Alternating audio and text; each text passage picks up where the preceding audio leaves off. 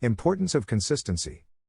People nowadays say that quality is 1,000 times more important than quantity, but very few realize that quantity is an essential part of the strategy when it comes to reaching people in social media. As when doing exercise, you can have high-quality workouts, but you won't see progress if you exercise only once a month. Being organized and consistent when you start creating content for your channel is essential to your growth on the web. It doesn't necessarily mean that you have to publish a video a day, but it does mean that you have to schedule every time you want to upload new content. This will help you be more organized and keep your audience engaged.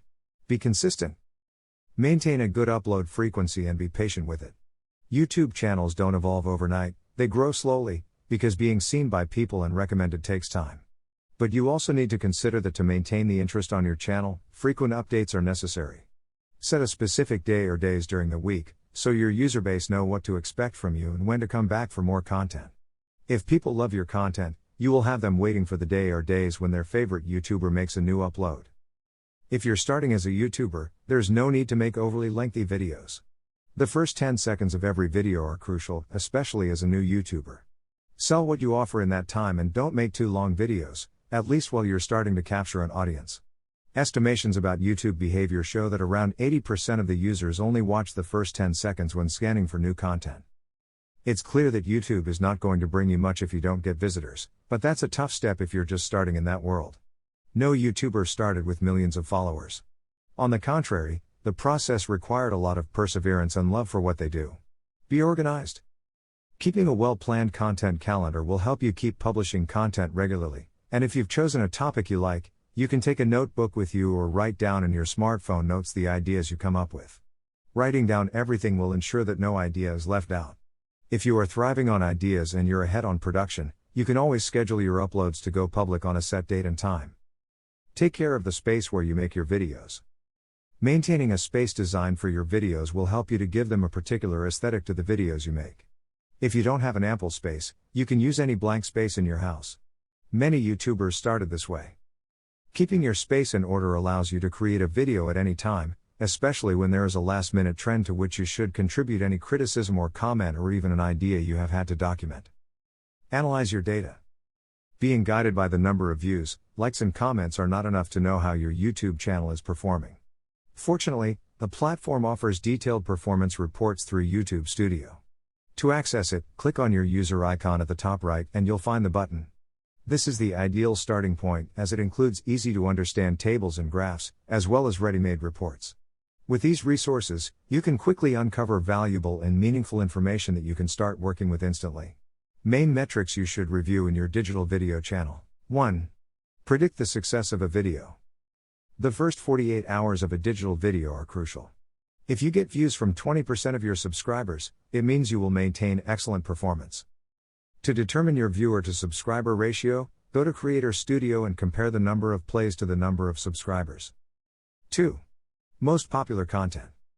To analyze audience participation, go to Creator Studio, go to the Analytics tab, and select Overview. You'll get entire graphs of likes, dislikes, comments, and shares. You can also review the performance of individual videos and identify which ones generate the most actions. 3. Measure organic views. Organic traffic is that which comes naturally, without the intervention of paid advertising. It is essential to know the number of natural views to determine how well the YouTube algorithm works for your channel and whether your videos appear in the search results. In Analytics, go to Traffic Sources. You'll see a list of figures for each traffic source such as YouTube search, suggested videos, browsing functions, etc. 4. Measuring visits through YouTube searches. YouTube is the second most used search engine. Many users go directly to the platform to make queries. This metric is important, especially when your channel is new and little known, since the search engine is practically the only way to get visits, so it is vital to optimize the SEO of your videos. Check out this metric in Traffic Sources. 5. Viewing time. This metric is critical to identify whether you're engaging the audience with your content, or not. There may be videos with many views where users only stay for the first few minutes and then leave. In Analytics, select Playback Time. In the graph, you can see the average viewing time your audience spends on your videos, and in the list below the time breakdown for each of them. If you click on any of them, you will see its graph. 6. Retention. Retention is the metric that helps you determine how relevant your channel and videos are to the audience.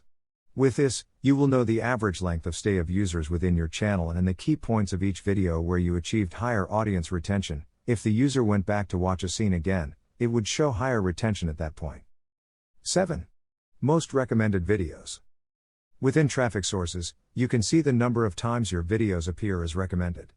This is a great way to increase your channel's popularity, especially if your video appears as a suggestion after a popular one. Check to see which of your videos appear most frequently as recommendations. As you can see, having a large number of subscribers is not enough if you discover that they are not watching your videos, and you have not captivated them with the content. A detailed audit can identify patterns of what works best and optimize your channel. Contacting brands. YouTube video platform currently has nearly 1.5 billion users per month. Roughly 90 countries have users on YouTube, who consume an average of 1 billion hours a day of content. Every minute, about 400 hours of content are uploaded to YouTube. These data indicate that video consumption has been increasing among internet users. Besides, YouTube is the place where you can find all kinds of content in video format. Therefore, everything indicates that today YouTube is a valuable tool in any digital marketing strategy. That's why the most prominent brands have their channels where, in addition to creating highly creative content, they form strategic alliances with the most notable YouTube influencers. What action is right for you? There are different tactics that you can implement with third parties, which will depend on the focus of the negotiation. Therefore, you must know some of the different types of strategies you can apply to work together with brands. A. Marketing to the brand. It is the previous step to formalize the relationship with a brand and includes all actions that are made to contact you and discuss the great proposal to establish a partnership. It consists of showing the brand why they should partner with you. You must know very well the market in which your potential allies locate to understand how to generate value in your proposal. Likewise, it is advisable to include calls to action (CTA) after all the presentation of benefits to make them schedule a meeting or pass you a counterproposal. Many times, it is also useful to include a PDF document with some previous actions you have done with other brands or even your channel statistics. It should be like a resume, but in this case, you should continuously update it. B. Marketing with the brand. Once the alliance is created, we move on to the making of videos, of course, raising all the ideas that may exist so that, in this case, the value of the brand gets highlighted. Choosing a template that both shares through social networks is good practice, so they will be aligned as brands and seek to generate impact from both communities. C. Marketing through the brand. Within this category is affiliate marketing, where your role as an influencer is to serve as a bridge to publicize the product or brand. It is also usually the case where the product is offered with some special discount to the community with a specific code. This way, the brand can know how many people you have genuinely reached. D. Marketing for the brand. This is the modality in which one party uses its positioning and engagement to attract quality audiences, while the other party is in charge of the follow-up. This strategy is applied to then work towards the conversion of those with the best profile to become users of the brand. Sharing the moment of growth with strategic allies can be greatly beneficial, as long as you know how to do it without being in a position to lose within that symbiosis generated by working with others, preparing the ground for a great conquest. More and more companies are starting to reap the benefits of doing business with others, so can you. Dare to create your winning alliances. Below you will find a series of criteria that you should be clear about before going down this new path. 1. Define your objectives. You can't start looking for allies if you don't know what you need them for.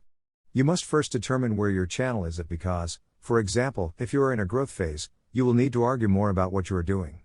Keep in mind that when establishing a new alliance, if your ally is more consolidated in the market, you may give more in the relationship. This does not mean you will lose, but rather that you will be targeting a market that probably does not know the type of service you are offering. Therefore, knowing what your objectives are will give you a guideline to understand what kind of alliances you might need, which markets to target and what actions with third parties might attract new customers. 2. Keep the points clear. As in any relationship, conditions need to be clear from the outset. Each stakeholder must know what the expectations regarding them are and what they have to give in return. This helps to maintain harmony and allows you to work more comfortably while building the trust that often grows stronger over time. 3. Similar targets. Sharing a common audience to an extent is necessary for interested parties because this will complement the offer of both, and the actions will provide positive results for all interested parties.